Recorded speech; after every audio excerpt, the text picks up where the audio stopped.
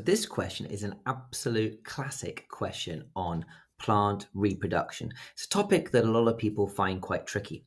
Now, as usual, as I've said many times before, the first part of the question will be some kind of factual recall, just to check that you've done your learning.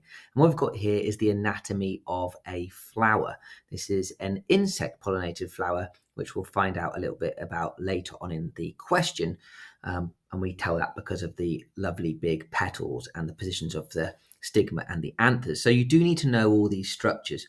So it says, which structure is the style? Now, the style is the central part of the female part of the flower. It has the stigma at the top, and it has the ovary at the bottom, and the style joins the two between them. So the style is going to be Q, that bit in the middle, right down the middle of the diagram there. And which structure releases pollen? Now, pollen is the male gamete. It is released by these things called anthers, which are located on top of filaments. So T is a filament and U is the anther here. Okay, those structures there that U is pointing to is the anthers that release the pollen. And the final one, it says, on which structure do the pollen grains germinate? So what that means is, where do the pollen grains land and then grow so that the pollen nucleus can get down to the egg nucleus? So where do they land, basically? And what happens is the pollen grains land right on top of the stigma, which is usually quite sticky. And that is up here, that is P. So the answer is, as you can see, B, D, A. That's the mark scheme there. Okay, B, D, A. So 3 marks, multiple choice, testing your knowledge of the anatomy of a flower. Then it goes into trying to get you to consider how that flower, which is insect pollinated, it tells you that in the question, okay, how is that flower, and specifically 3 structures on that flower, P, R, and T, how would they be different in a wind pollinated flower? So pollen needs to be transferred from one flower to another, and it can either be done by insects like bees, or it can be done by the wind. And those 2 different types of flowers are adapted for those different types of pollination. So P, R, and T. What is P, R, and T? Let's have a look at the diagram again. So P is the stigma, R is the petals, and T is the filaments. Okay, P, R, and T. So P, what's different for the stigma? Well, in a wind pollinated flower, the stigma is very feathery. Okay, it looks like sort of like a big old TV aerial. It sticks right out so that when the wind blows the pollen past, it can collect the pollen that way. So that's probably the best thing to mention, is the stigma is feathery. You could also mention that it is outside the petals or the flower. Okay. R, what was R again? R is the petals themselves. Well, there's no point in wind pollinated flowers really having any petals, because the petals are there to attract insects. And in this case, we don't need the insects. So what we can say is that the petals are very small with no color. Okay, and then T are these filaments. The filaments hold the anthers in place. Now, in an insect pollinated flower, we want them to be nice and tight like that inside the petals. So when the insect crawls down, it's going to rub against those anthers. But in the wind pollinated flower, we want these to be dangling right down. They'll be hanging sort of down like this outside of the flower. Okay, so that again, when the wind blows, it catches the pollen and carries it away. So hanging outside of the flower.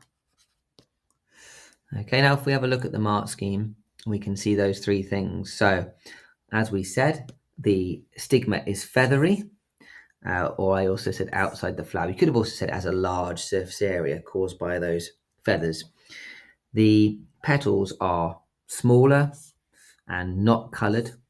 Two things that I said there. Could also say they were absent entirely, which I also mentioned. And yeah, the filaments are longer, but the key thing is they are outside the flower. They're sort of exposed there. So we would have got all those marks. Okay, then it goes on to talk about asexual reproduction. In insect and wind pollinated flowers, that's all sexual reproduction because you've got male and female gametes.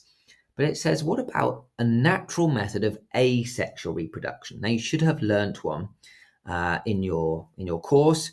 The example that you find in the majority of the textbooks and revision guides on this is runners. And the example plant usually given for that is strawberry plants. They send out these runners which hit the ground and grow into little baby clones of the parent plant. Okay, there are a few other examples in the mark scheme, which I'll show you in a second.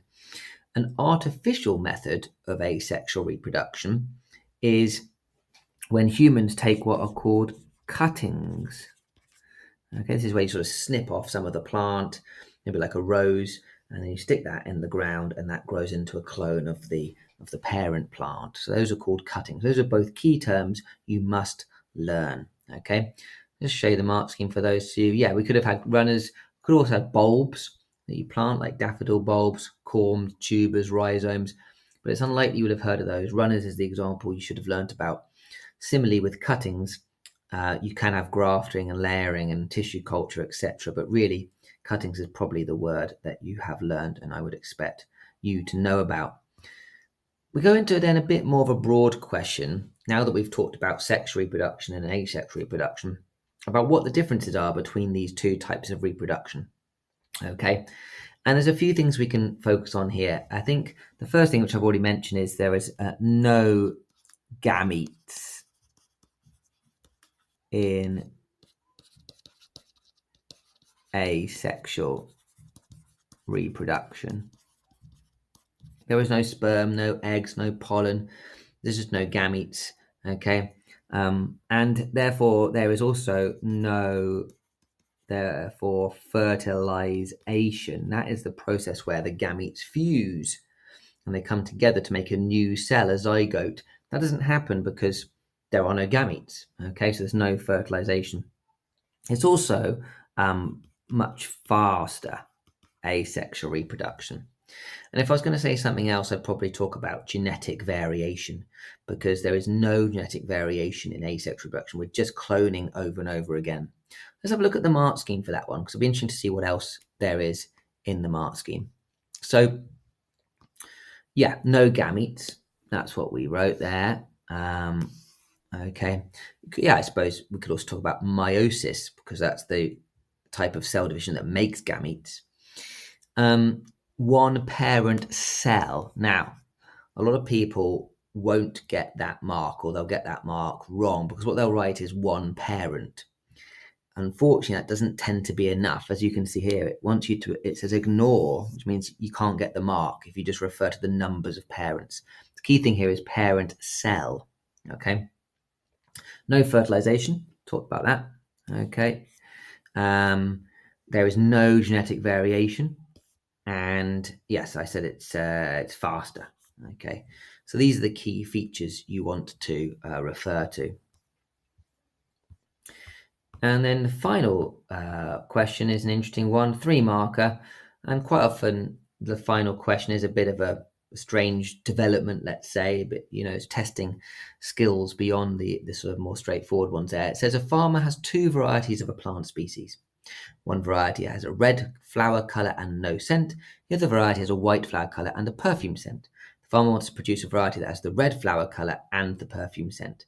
Explain how the farmer could achieve this. Okay, so it's really asking you to think carefully about how literally the farmer could breed these flowers together. Okay, so collecting pollen, putting the pollen from one flower onto the stigma of another one, trying to use those terms that we've seen in the anatomy there. Let's look straight at the mark scheme for this because it's quite an interesting one. So it's what we call selective breeding, okay, which is one of the topics that comes up in the course at a different point, where humans choose the desired characteristics and breed them together. So you get a mark for referring to that term. As I said, you're going to want to cross them together, the red flower with the white flower. And you're going to want to then take the offspring and repeat that over many generations. So this is all about selective breeding, the process of selective breeding that allow you to get the traits. So you had to kind of recognize that this was a selective breeding question at the end of a plant reproduction question. This is a bit of a tricky thing to kind of recognize, okay? But apart from that, it really is a very classic sort of plant reproduction question. A very common aspect of it is this comparison between insect and wind pollinated flowers. It just comes up all the time. So make sure you know the differences between those two flowers really, really well.